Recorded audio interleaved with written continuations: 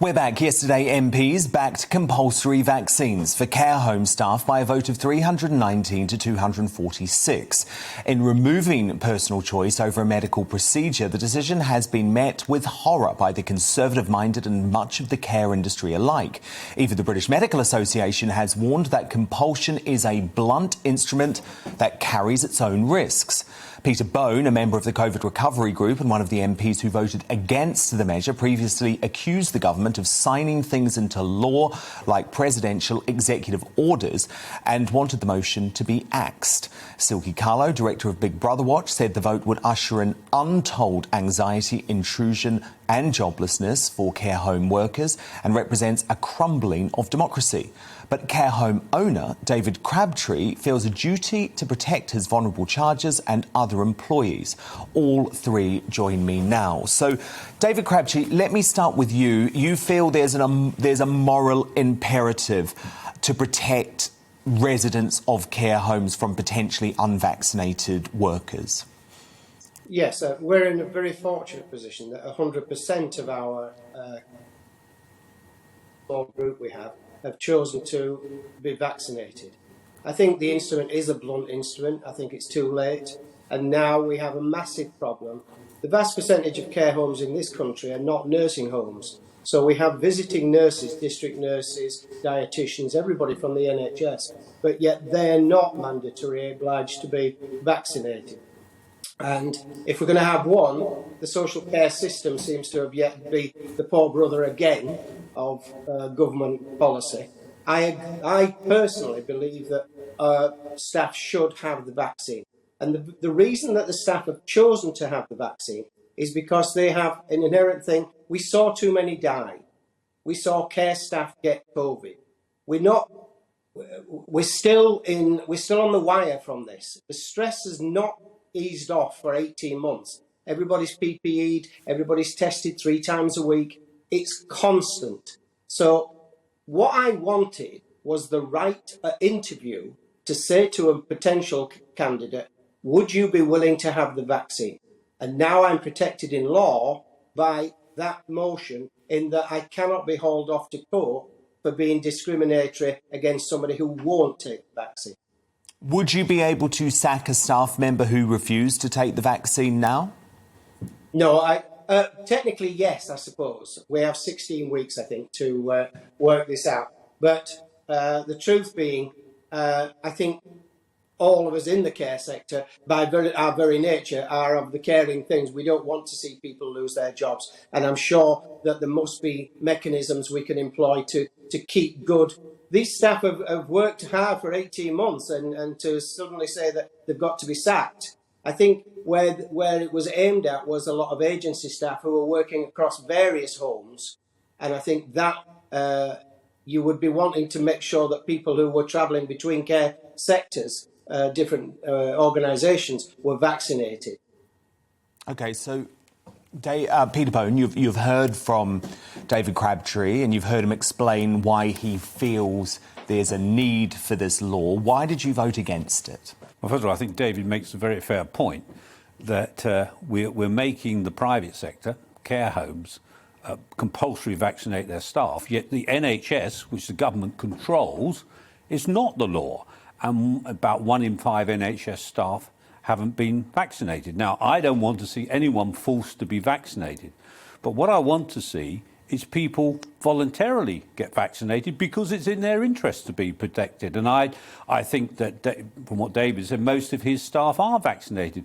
But I would think that the answer here is to encourage people to get vaccinated. And I think that the vast majority of care home staff are, not force them to. The last time I think the government tried to force compulsory vaccination was in 1898, and that turned out to be riots, and no government has tried to do that. It's just wrong to force people to have a medication that they don't want. No, morally, Silkie Carlo, I know you're so concerned about what this means for our society, because of course we all want residents of care homes to be protected. But this is such a dystopian twist, and it feels like a step towards a biosecurity state. It's a leap towards a completely different type of society. We've completely crossed a Rubicon for medical choice, bodily autonomy, and at the click of a finger, this was a snap vote that was called yesterday, and a 90-minute debate for a law that has profound changes to public health norms, workers' rights, impacting human rights in our country. And the impact of this goes far beyond just the premises of care homes, because it's everyone who goes into a care home who will now be checked for their vaccination status. So that means that there are lots of people. So visitors too. It doesn't include visitors at the moment. I mean, don't look for... But contractors and that sort of thing. Okay. Yeah. So, anyone from kitchen staff to cleaners, delivery drivers, beauticians, hairdressers, all the kinds of people that go into care homes because they work, and everyone else in the NHS. So this is the beginning of mandatory vaccines in our country, and the impact of this is going to be enormous. What's particularly frustrating about this, and the reason that I'm warning that democracy is seriously crumbling, is the government has not fully accounted for the impact of this. There will be an exodus of care home staff. The unions have polled, and a third of people are considering leaving the sector. How is that going to help safety in care homes? What are we going to do now about all the inquisitions that are going to happen across multiple workforces about people's decisions about whether to vaccinate or not? We're getting into really, really tricky ethical territory, and this hasn't been accounted for. The government didn't publish any impact assessment. A parliamentary committee said that this vote shouldn't have even happened yesterday because of the lack of evidence that was provided. Well, look, let's tackle both of those areas then. So first to you, David Crabtree. On a practical basis, Silky says actually you might end up losing staff as a result of this law. Are you not worried about that? No, I think that's a bit of a misnomer. What we are doing at the moment is we are losing more hours, hundreds of hours across the country, by staff having to self-isolate because somebody in their family has tested positive.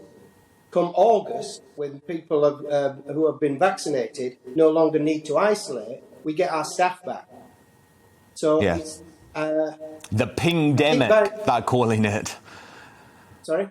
The pingdemic, they're calling it, because so many staff members are being tested and traced and have to stay off work. OK, so that's that one area. Peter Bone, what about the area that this was actually very anti-democratic, the way that the government introduced this bill without much warning, without much media scrutiny? Is what Silky's saying correct? Absolutely. Parliament was bounced, and it wasn't a bill. It was a statutory instrument, which didn't even, from the title, you wouldn't even know what it was about. There was supposed to be an impact assessment. An impact assessment looks at all the issues, and it's not just what impact it has on society. Apparently that was produced in June, yet they refused to publish it because it didn't prove the government's case. And they then threw it away and apparently are rewriting hastily one tonight. But many, I mean, you at the beginning, Dan, quoted the result from the vote. Well, the strange way we vote at the moment by proxy, I bet there was 100 or 200 or up to 200 Conservative MPs who voted for that, thinking it was just a bog standard statute instrument about licensing, who didn't know the issue. Now, I reckon if there was a full debate and a vote again, you'd get a much different result.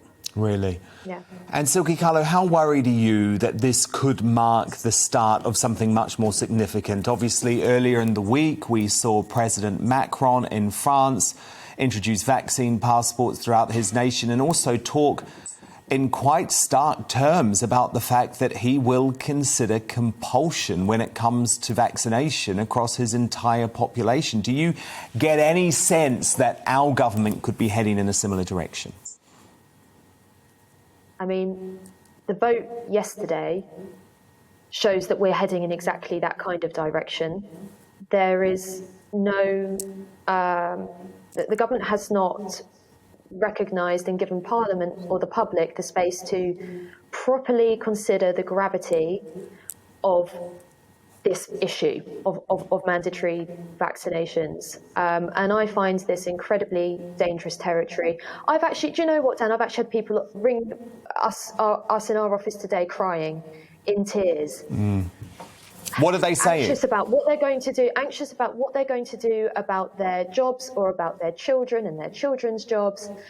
And I'm actually finding it difficult to cope at this stage. I think, this is dangerous territory, and I think we have to now cling on to resolve. And we sent out at very short notice, hopefully Peter received it, Big Brother Watch sent out a briefing on this hidden regulation as soon as we saw it come up. This is a very important time for us to be vigilant and for us to especially have solidarity with the workers who are going to be affected by this. This is not a time to judge people. It's not a time to be punishing towards people. And actually, care is all about compassion, isn't it? And nurture and individual empowerment and choice and all of these things. Everyone was quite willing to stand outside and clap for carers and put pictures of rainbows in their windows and so on. And this was all over the press and all over social media. What happened yesterday?